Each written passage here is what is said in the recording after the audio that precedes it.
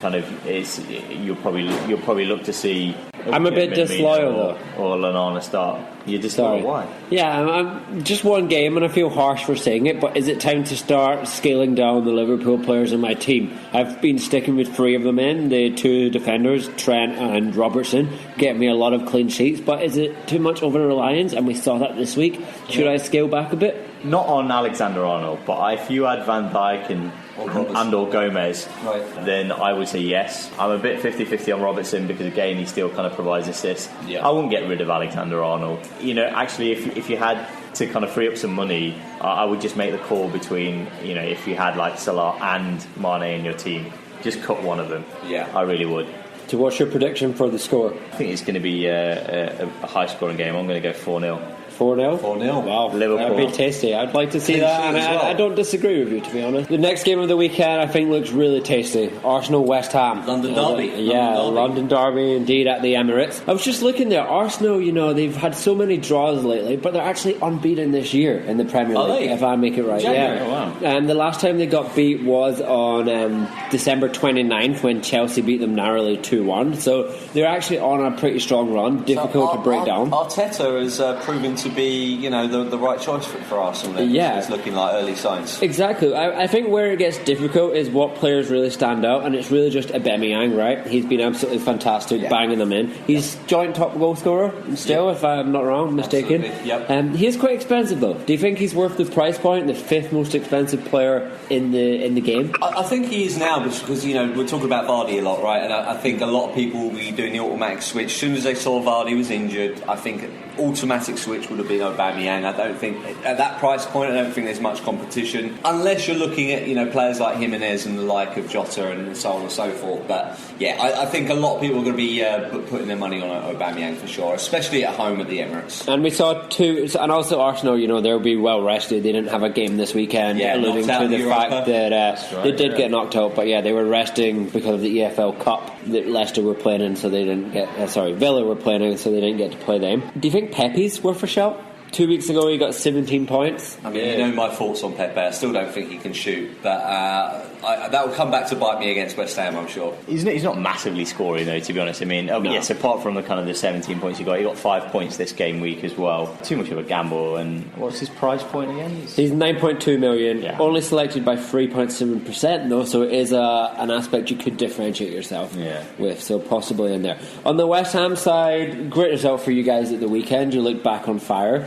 Holding on, now up to 16th, but obviously those 3 teams all on 27 points. Goal difference, Goal difference is holding strong, although you've not been great form us of late. We're not. I think West Ham, obviously, there's no two ways about it. We have to go and get results. We have to go out and attack Arsenal. I don't think sitting back at the Emirates is really going to work in our favour. We have to do the counter-attacking football. I think just a copy and paste from what we did at home, to be honest. Those front 3, especially Antonio and Haller up front, they're a handful. Will Snoddy be back in the team? I don't think Snoddy will, actually. I think he'll start with the same starting 11 that he did. It's upsetting because he's actually really the only player. Like, I would quite like a West Ham player, and I had them early this season, sort of dumped him, and he actually tempts me. I think the lad Bowen, I think he's not going to be the last from him. I would bank, if I'm going to bank on a West Ham player, I would say Haller. Again, he's. I know I've done it earlier in the season, and I've shot myself in the foot.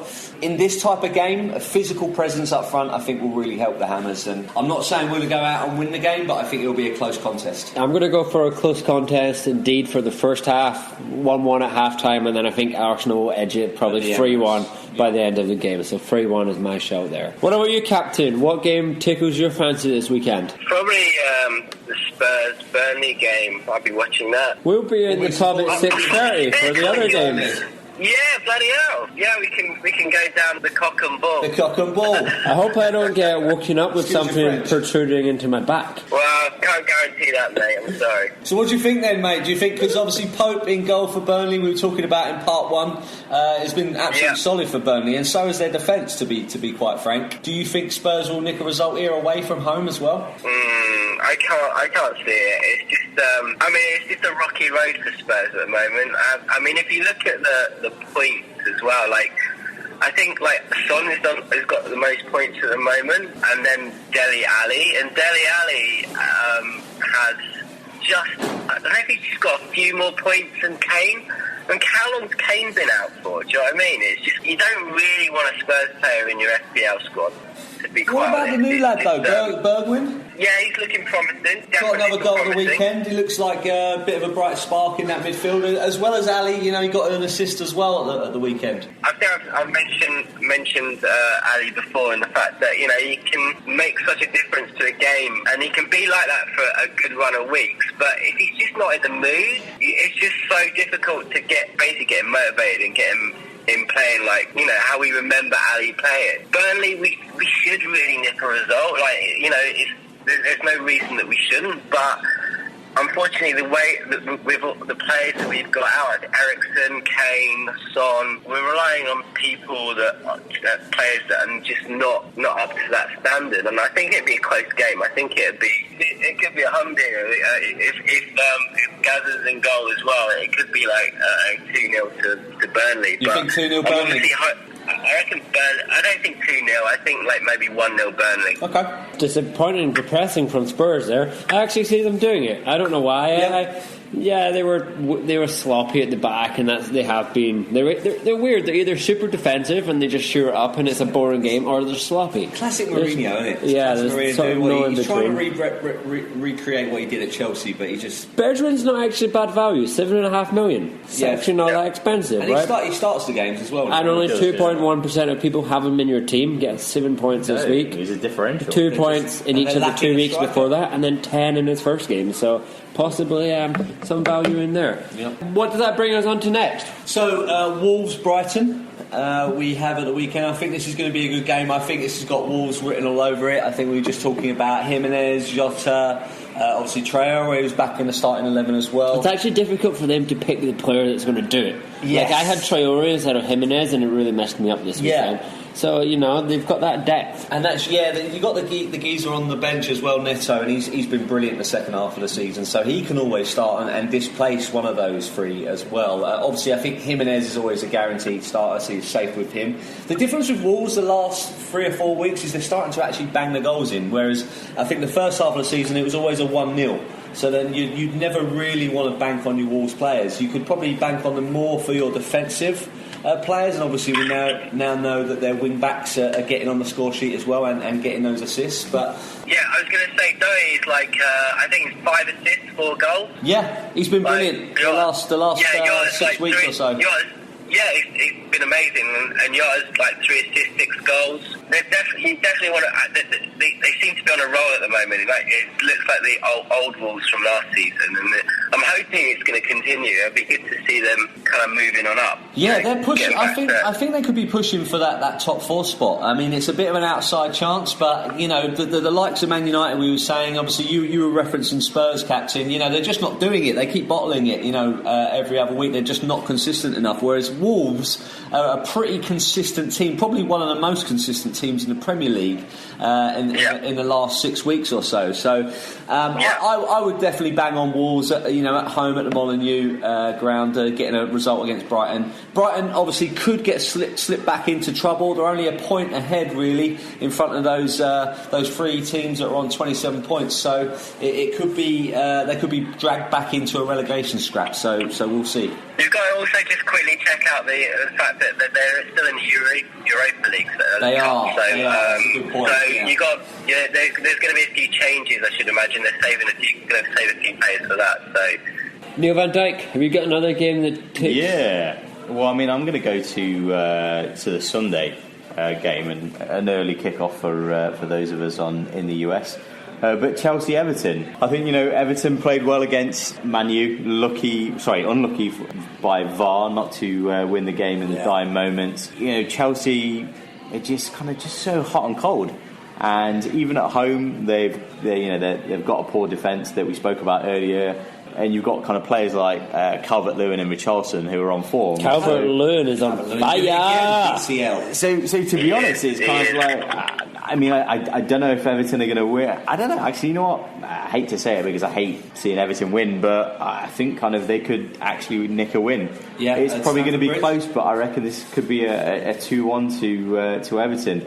Obviously, they're not going to have Golo Ancelotti on the line because he got sent off. Got red cards, yeah. Exactly, that's it. But is it just a one-game ban they get for that? I don't know. I think it's one game, yeah. Just one game, yeah. I don't know if he's out for like 3 games now, but he'll be in the pub watching it or something. But maybe we'll invite him on the show next week. Yeah, I don't know. He might be in the LA with you boys, but in the cock and ball. Who knows? I think Calvin Lewis is a good shout. I mean, if some of the FPL people are thinking of like getting rid of Ings because he's not really been performing, I think that would be a good change. Yeah, the other. So I think they're round about the same price. I'm not sure exactly, but that's what I've got my eye on anyway. I'd keep them both, mate. They're both still in my team. I'm happy with them both in there. It's who joins them up front. I don't think there's a Vardy shout in there. Aguero's injured. He's not going to be playing this week. Is he injured? He's marked down with a knock. Whether that changes as the week goes on, but he's currently down. Me, your hindsight chip. But I think kind of just to round it out, I think Chelsea's still kind of very unconvinced how they play at the back, to be honest. I don't think kind of Lampard's been able to kind of instill a consistent back line and as well as one that performs, to be honest. And actually kind of seeing his time during my Buller with Derby County, he never really improved the defence. So did he not? No. Yeah, so I kind of actually see a Chelsea loss, to be honest. I'm going 2-1. 2-1 for Everton. Wow. The next game on the Sunday we can't really miss, right? Man U, Man City, tasty game. Jamie Ferguson's actually dialed in and he's going to give us his point. Hi guys, I think we're going to win this one 8-0. I'm not going to put any I think that Ole Gunnar Solskjaer's going to get a double hat trick. Bloody poor lad, he's not very he's quarantined somewhere in the Isle of Wight, probably. I think Man United, Man City, what a tasty game, especially on a Sunday, Super Sunday, right? I think Man United is starting to show some form despite the dip against Everton. I think that Bruno in centre midfield has really got them going. I think their defence looks a lot more solid. Maguire's playing really well at the back with Lindelof and obviously Wan-Bissaka as well. We haven't seen much of him this year, but he's been absolutely solid. I'm always a bit concerned about Luke Shaw, to be honest. He's a bit inconsistent at that back four. I think this should be a good game. If Aguero's out, it could be interesting. But obviously Man City, look, they've got De Bruyne, they've got the big hitters. I can see them winning at Old Trafford here, and I think it'll be back to square one for Man United. But if Bruno gets on the mark and gets them going, it could be a close contest. With this new, with Bruno coming in, I think the issue before, the whole mentality of Man United, I think he's managed to change the whole team. It's like almost like an awakening. They're a completely different team last weekend, and it was good to see. Even though I don't like Man United, but good to see that. It's that creative spark, right? Play. Yes. Yeah. I think he's going to make a difference. Definitely. I think so as well, and I would love to see this be a good game. Too often you think these big games, these big derbies, it comes down and it's anticlimactic, I should say. But I think Ollie will have them riled up. I think he might even finish 2-2 at Old Trafford. Maybe City will edge it. I think it should be a good one to watch. Can you imagine Ollie riling anyone up, to be quite honest? Come on, lads. Hi, guys. Come on, lads. Give me your best. Exactly. Jimmy, I won the Champions League once.